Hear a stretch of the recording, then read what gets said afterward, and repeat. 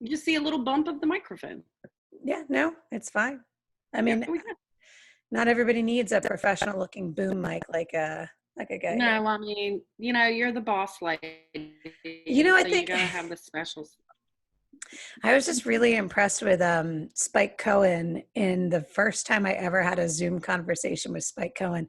And it's because he has a Facebook show, like he does a live Facebook broadcast, and it's this boom mic that hangs in front of him, but it doesn't obscure his face, but it kind of does. And I was like, how do I do that how do I get that sound that sounds just like me and the mic instead of it being, me out here in the room with the mic, without putting a microphone right in front of my face. Yeah. So, but anyway, so been working on that.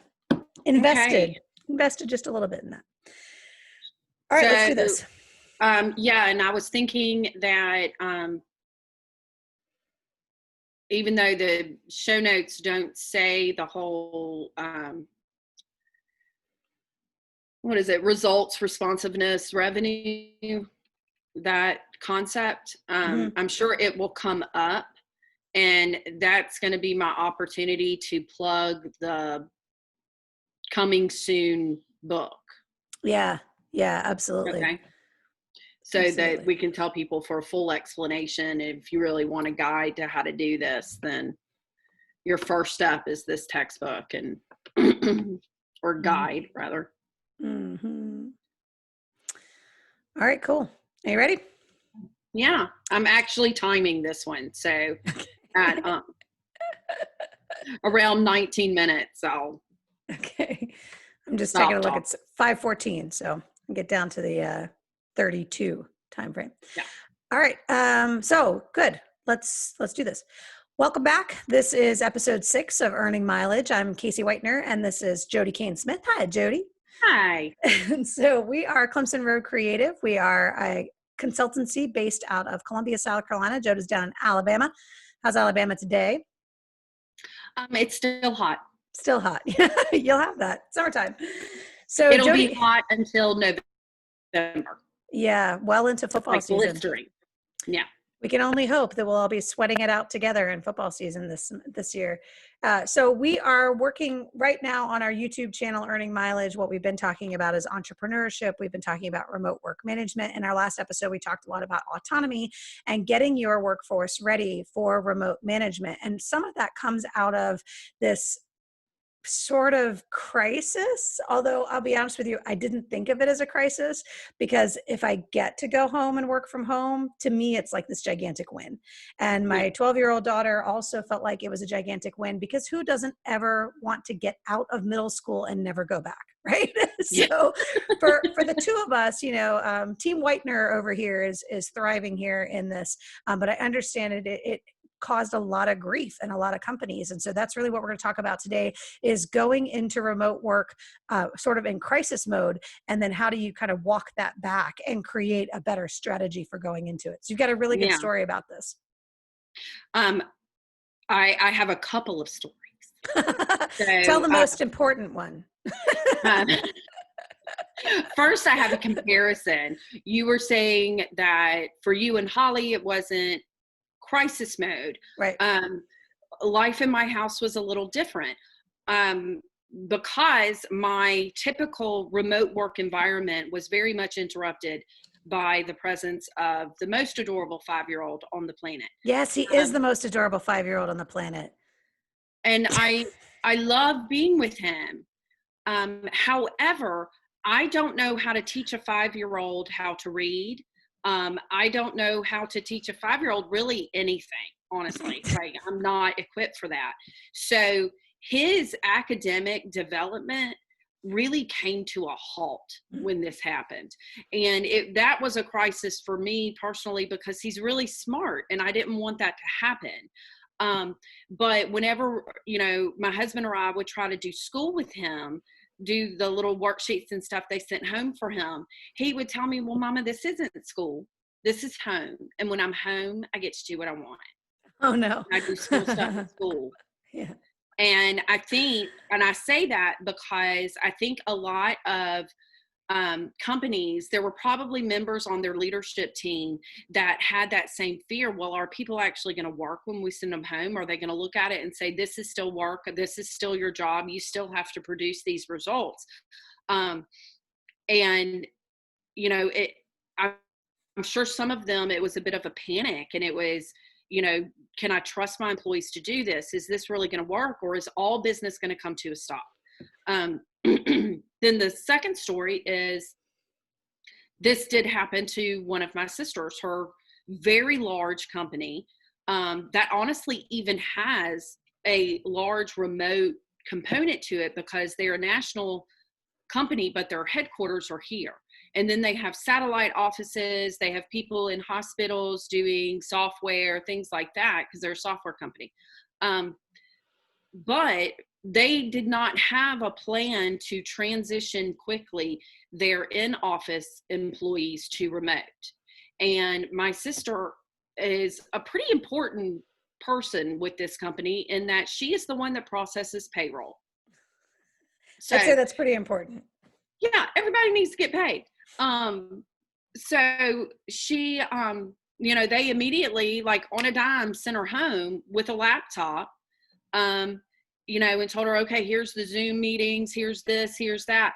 Well, part of the problem was they didn't have a laptop with a working webcam to give her, to take home with her. So she's been, audio only for meetings, which she's like, hey, that works great for me. But so it's like truly pantsless nation kind of thing. Like, I don't have to worry about any of that. It's disembodied voice nation is what it is. Right.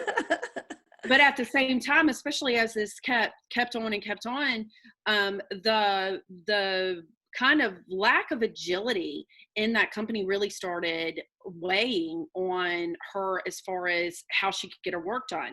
Right. Because they also did not have a printer that they could lend her, especially like a high density printer.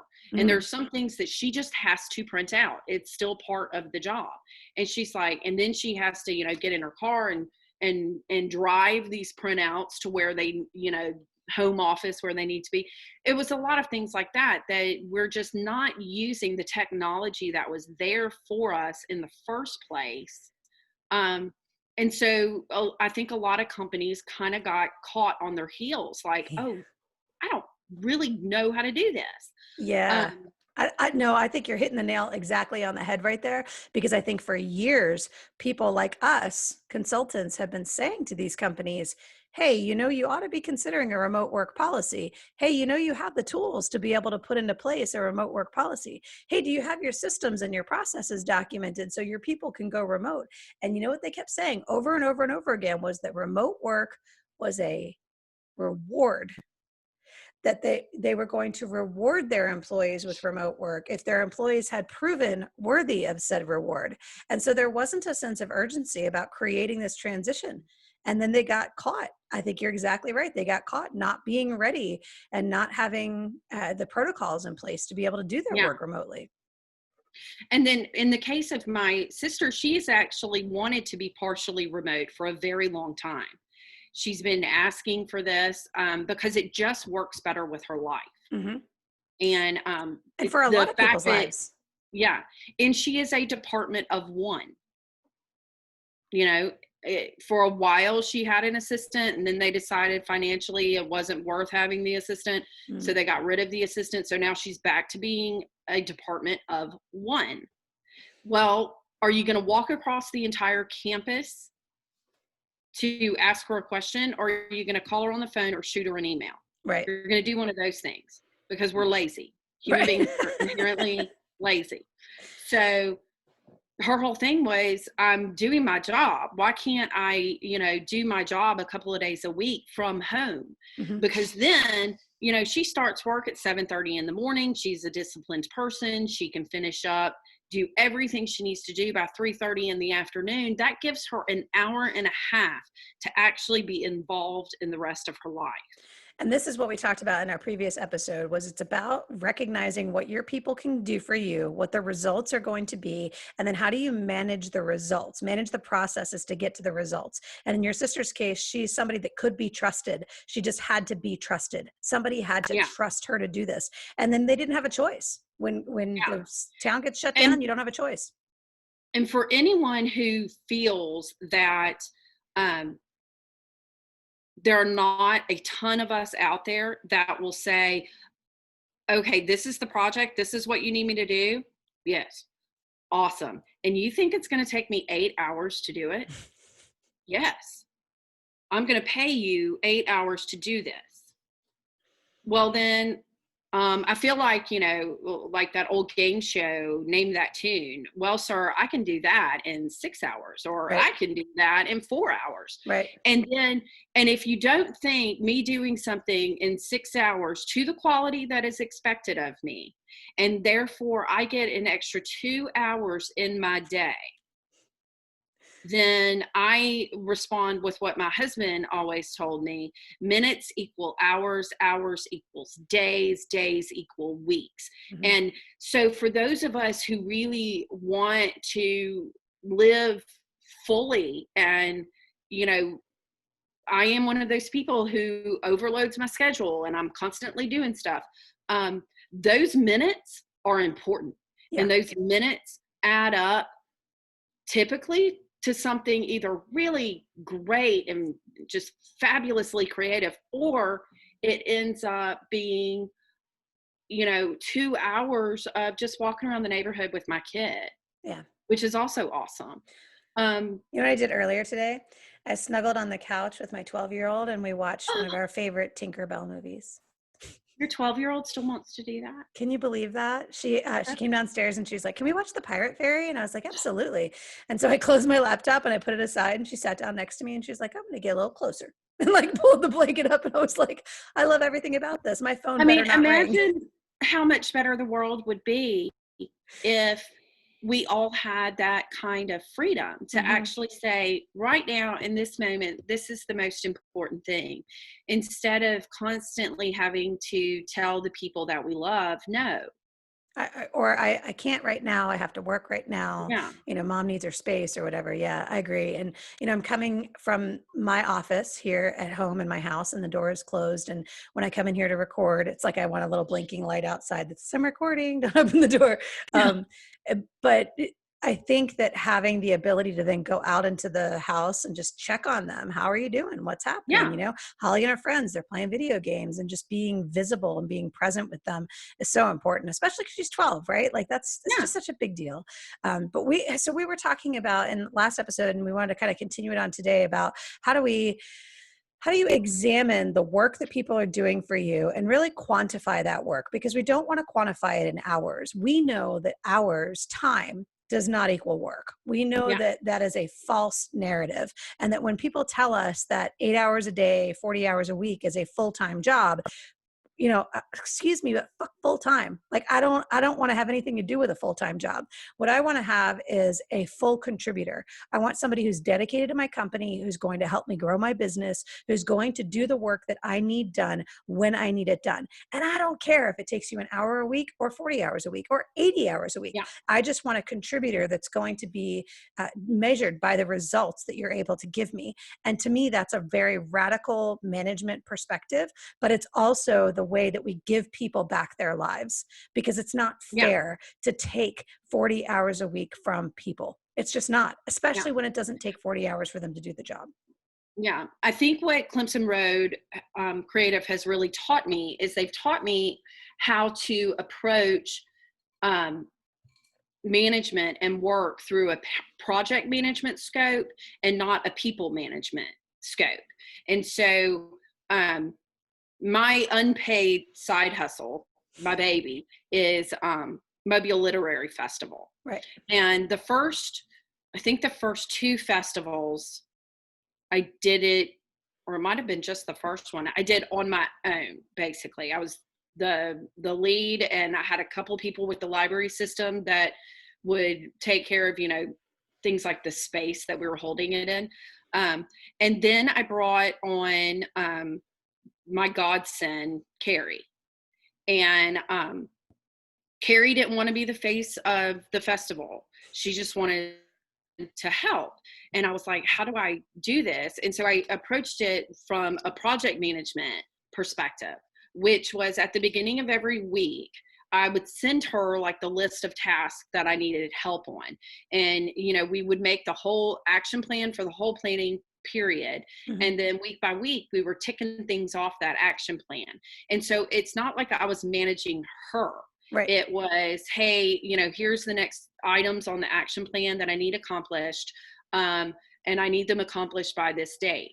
And so then, like for press releases, for example, this woman is brilliant at writing press releases. So her press releases are so good. They make the press actually call her and ask for the story. Yeah. It makes it sound they get results. Her interesting. press releases get results. I was like, wow, this is a riveting press release. Anyway, I was so excited about the first one she wrote for me. But she missed a couple like critical pieces of information that had to go in there. Right. And so I sent it back to her saying, hey, can you add this and this? And then she sent it back to me. And because she was responsive, we still made it, those press releases got out on time. Right. Like we still made the deadlines on the action plan. So the project was still moving forward. Yeah. But I have never felt at any point of this that Carrie is somehow my ward or, that she is my assistant or anything like that. As soon as she came on board and we established the rhythm of the action plan with each other, then she was like my partner in crime. She was fully a contributor, and we had a goal, we had a plan, and we just went for it. And I don't really understand why more companies aren't looking at project management instead of people management. Yeah. Like stop babysitting people that have degrees and children and a mortgage and things like that. Like they don't need to be babysat anymore. And if they need to be babysat, if they actually need that, fire them. Like right. Get rid of them. You don't want them here. And so we had a similar kind of rhythm at the Women's Business Center. So I had 4 students that were working at the Women's Business Center at Columbia College. And on Monday, we would sit down with the director and she would say, these are the things we want done this week. And so I would talk to each of them afterwards and say, what's your action plan for these items? And they would, well, let me try this and try that. So on Tuesday, I would circle back with them and go, where do you stand? What do you need from me as a resource? What can I give you? And they would have a few questions, but for the most part, they're in good shape. Then on Thursday afternoon, every Thursday afternoon, about 3:00, I would come in and I would sit down. I would go, all right, what's not working? Right? Like, what did you try that didn't work out? You had all day Tuesday, you had all day Wednesday, you had most of the day Thursday. What did you try that didn't work?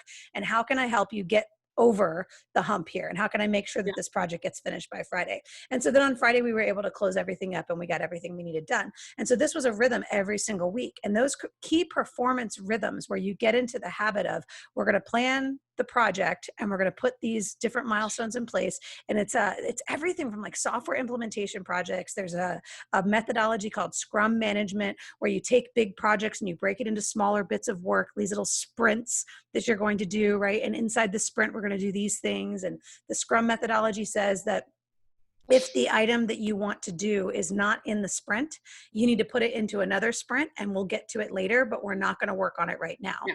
And so when you are able to manage a project in any of these methodologies where you're focusing on the work itself, the tasks and the results, and you're not thinking about the person that's doing it in as much as they're responsible for the work, but their individual habits, their quirks, their concerns and all that, you're not having to manage an individual. Instead, you're managing the project and the process. And that's just just significantly more empowering for people, I find anyway. And it also takes a lot of that personal side out of it, where I'm not concerned. You're not worried that I was on my couch today with my with my daughter. I felt zero guilt that I was staying for 90 minutes on the couch with Holly, because I knew that there was time to get to my projects. I knew that I had deadlines that are coming up today and tomorrow, but I was in good shape as far as those deadlines were concerned. And so also from a personal balance perspective, I can manage myself to get the work done when I need to get the work done, and hopefully then be available for the thing that pops up, like hey mom, can we watch the Pirate Fairy? Yeah. Well, what this what results-based work, how it's actually changed my life. And this isn't even this only works for remote employees like myself. What results-based work, how it has changed my life is that in the last 4 years that I've been working under this model, I now exercise on a regular basis because I have time. And I don't have things in the morning like rushing to get to work by 8 o'clock, and I am one of those women who, I like makeup, I like fixing my hair, I don't like going out in public without those things. Right. So, I don't have all of those constraints in the morning. Instead, I can do a 45-minute walk and run through my neighborhood. Mm-hmm. Then I also eat breakfast on a regular basis now because I'm not under a time crunch. I cook dinner far more often. And that's also partly because of the remote thing, because I'm already home. I'm not going to go out to get takeout. Mm-hmm. We do order from a food delivery service a couple of times a week, but that's it. Yeah. So my physical health has improved. My emotional health has improved because of I don't have to deny myself so many of the other things that I want to do.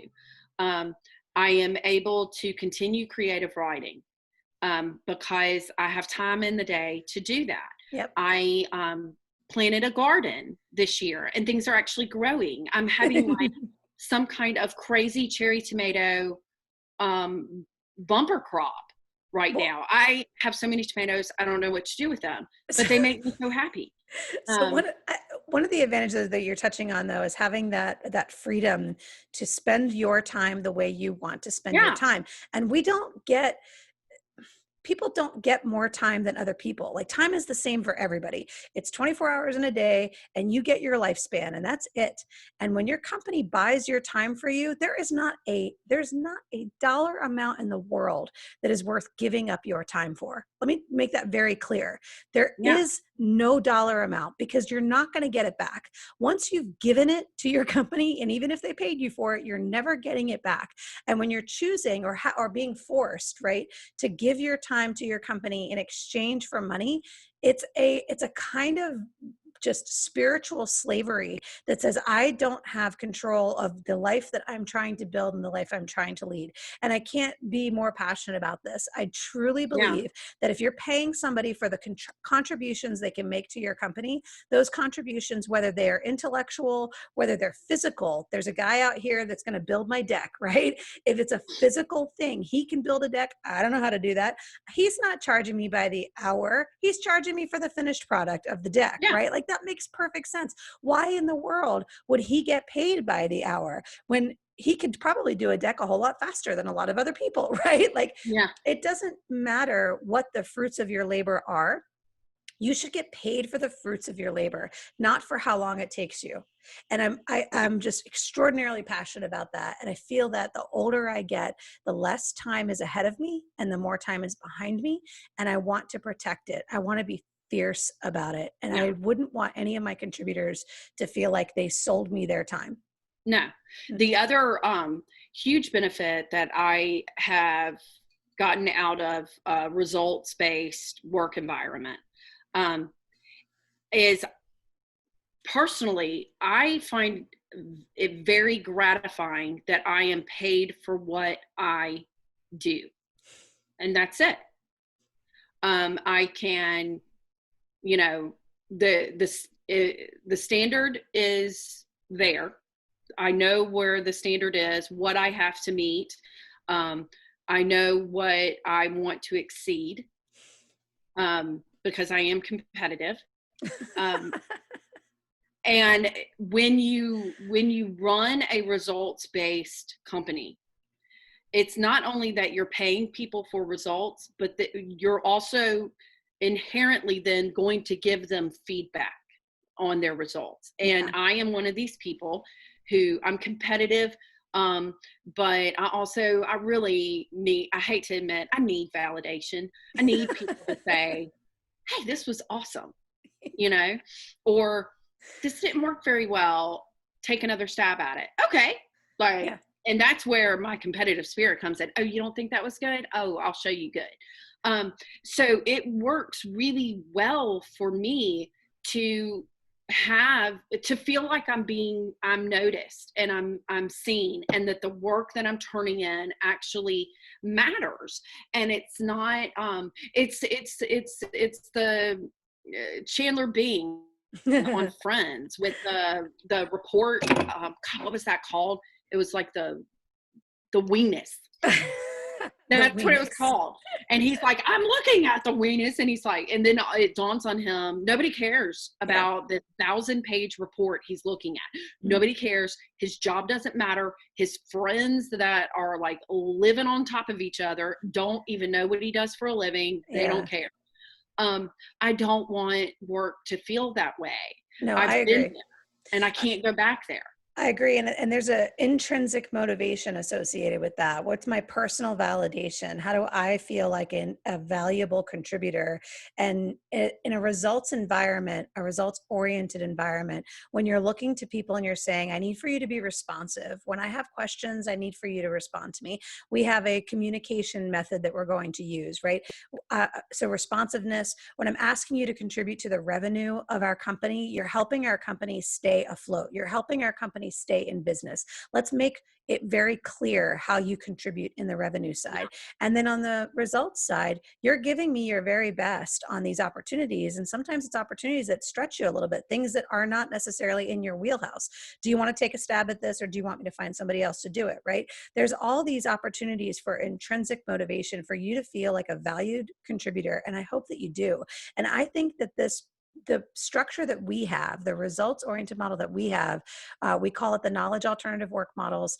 I believe it looks for intrinsic motivation, but it has a level of extrinsic motivation as well. And more than anything, it reestablishes people's autonomy and their authentic value as contributors to the company. You're not warming a chair here. You're not a butt in a seat. You are a legitimate contributor to what we're trying to do.